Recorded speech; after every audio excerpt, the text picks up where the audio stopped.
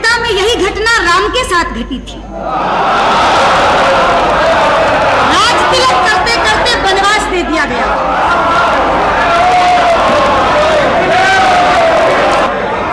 द्वापर में यही घटना धर्मराज युधिष्ठिर के साथ घटी थी, जब धूर्त शकुनी की दुष्ट चालों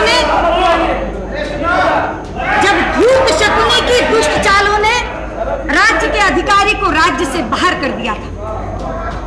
क्योंकि इसमें एक दशक के मोदी सरकार की अद्वितीय कार्यों का चित्रण ही नहीं, बल्कि आने वाले स्वर्णिम काल यानी विकसित भारत के संकल्प का उद्घोष भी।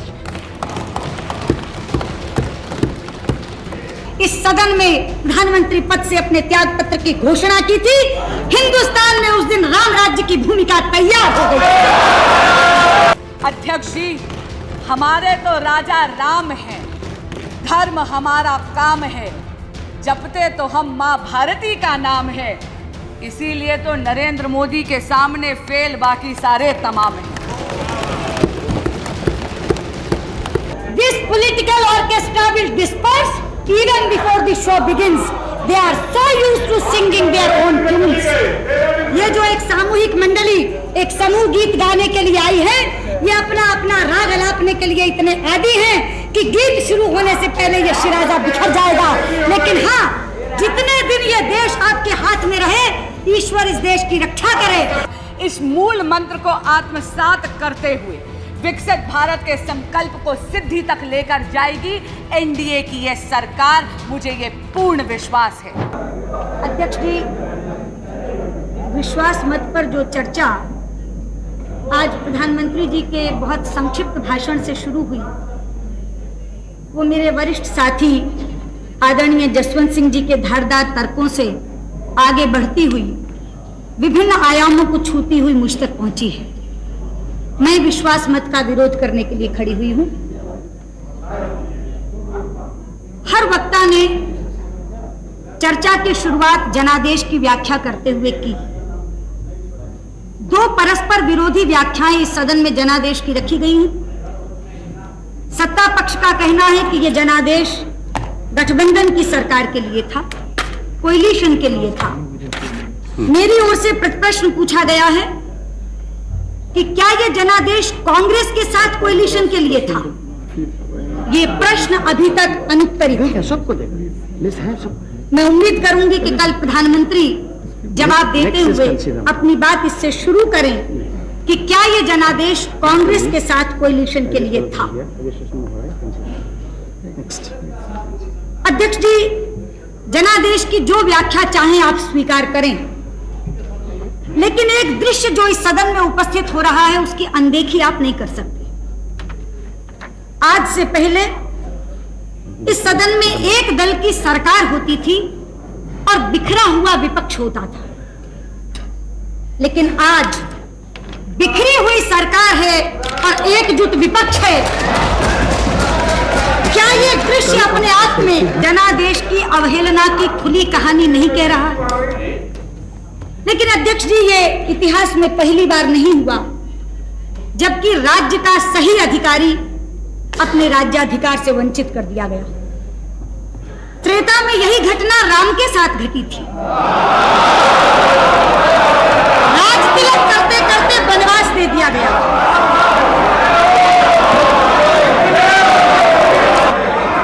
द्वापर में यही घटना धर्मराज युधिष्ठिर के साथ घटी थी, जब धूर्त शकुनी की दुष्ट चालों ने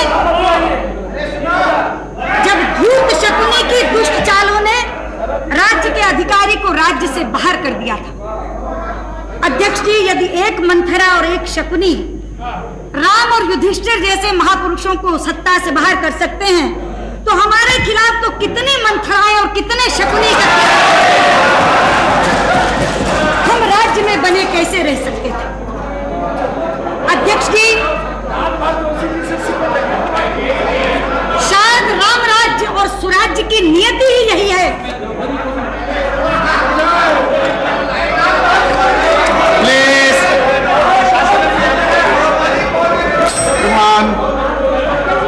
don't make your speech so interesting. अध्यक्ष जी,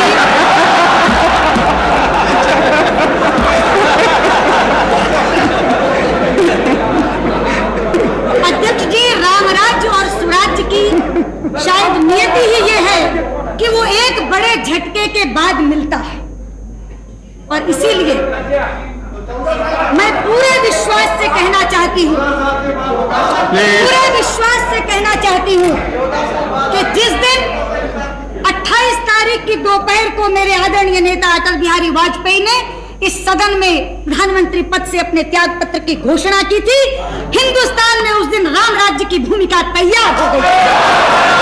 हिंदुस्तान में उस दिन स्वराज्य की नींव पड़ गई थी। हम पर सांप्रदायिकता का आरोप लगाकर ये तमाम लोग एक साथ हो गए, एकजुट हो गए। कहा था मेरे नेता ने उस समय, धर्मनिरपेक्षता बनाम सांप्रदायिकता पर राष्ट्रीय बहस होनी चाहिए। चाहते हैं हम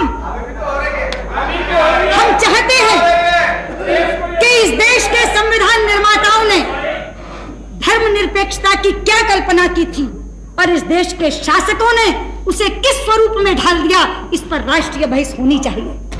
अध्यक्ष जी, हम सांप्रदायिक हैं, हाँ, हाँ, हाँ, हाँ, हम सांप्रदायिक हैं क्योंकि हम वंदे मातरम गाने की वकालत करते हैं। हम सांप्रदायिक हैं क्योंकि हम राष्ट्रीय ध्वज के सम्मान के लिए लड़ते हैं। हम सांप्रदायिक हैं क्योंकि हम धारा 370 को समाप्त करने की मांग करते हैं। हम सांप्रदायिक हैं, हम सांप्रदायिक हैं। This political orchestra will disperse even before the show begins. They are so used to singing their own tunes. ये जो एक सामूहिक मंडली एक समूह गीत गाने के लिए आई है, ये अपना अपना राग अलापने के लिए इतने आदी हैं कि गीत शुरू होने से पहले ये शिराजा बिखर जाएगा। लेकिन हाँ, जितने दिन ये देश आपके हाथ में रहे, ईश्वर इस देश की रक्षा करे, ये प्रार्थना करते हुए मैं विश्वास मत का विरोध करती हूं।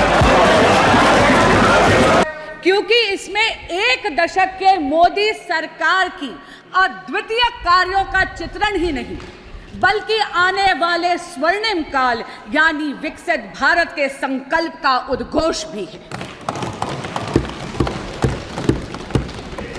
एक दशक में ये पहली बार ऐसी सरकार भारत में आई है जिसकी कथनी और करनी में अंतर नहीं है। जो कहा वो किया।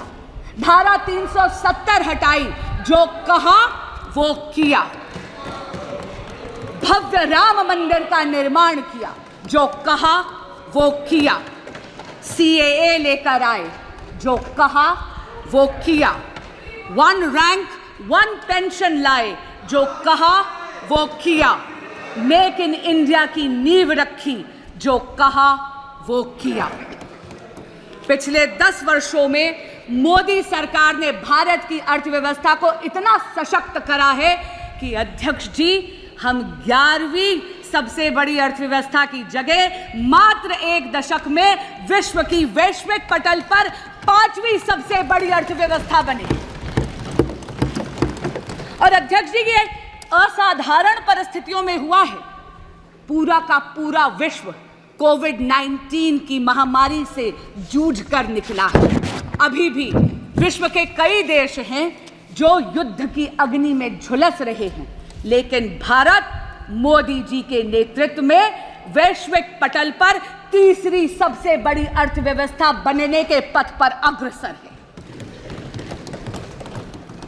लेकिन एक मूल मंत्र भी दिया, और वो मूल मंत्र था यतो धर्मस्य ततः कृष्णो, यतः कृष्णस्य ततो धर्मः। जहां धर्म है वहां कृष्ण है, जहां कृष्ण है वहां विजय है।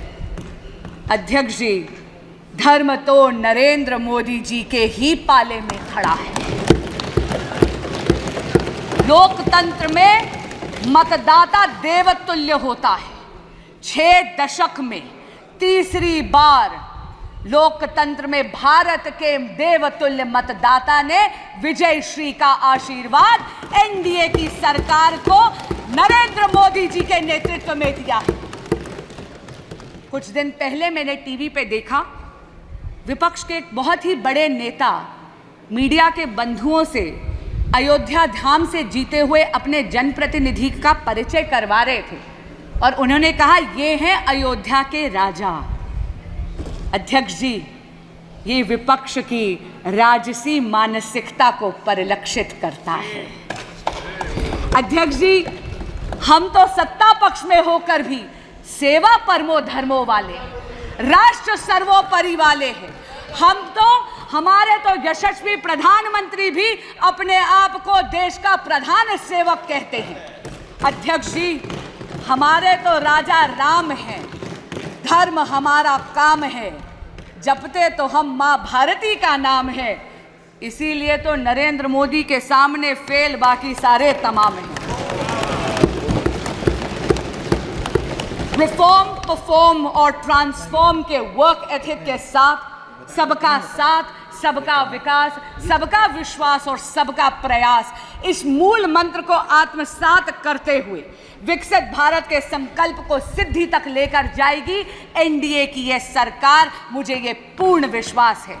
लेकिन मैं साथ में ये आशा भी करती हूँ कि ये सदन एकजुट होकर उस संकल्प को सिद्धि तक ले जाने में मदद अवश्य करेगा। अध्यक्ष जी, आपने मुझे समय दिया और अपनी बात कहने का अवसर दिया, आपका बहुत बहुत धन्यवाद। मैं पुनः इस धन्यवाद प्रस्ताव का अनुमोदन करती हूँ।